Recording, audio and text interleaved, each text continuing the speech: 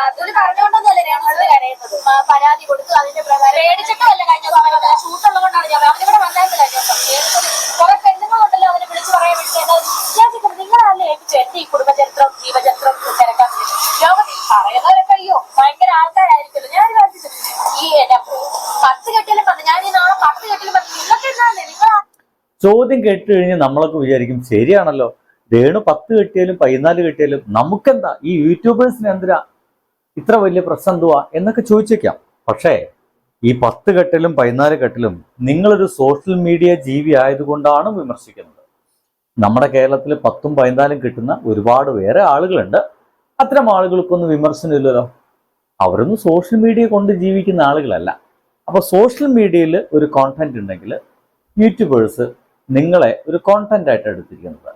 നിങ്ങളെന്ന് പറയുന്ന കോണ്ടന്റിനെ അവർ വിമർശിക്കും. അതുകൊണ്ട് അവർ ചിലപ്പോൾ പൈസ ഉണ്ടാക്കും, ചിലപ്പോൾ പൈസ ഉണ്ടാക്കില്ല. സംഗതി ഇങ്ങനെയൊക്കെ തന്നെ. അപ്പോൾ ഇതൊന്നും വേണ്ടാച്ചെങ്കിൽ ഇതൊക്കെ നിർത്തി ചുമ്മാ വീട്ടിൽ കുത്തിരിക്കേണ്ടി വരും. ബൈ.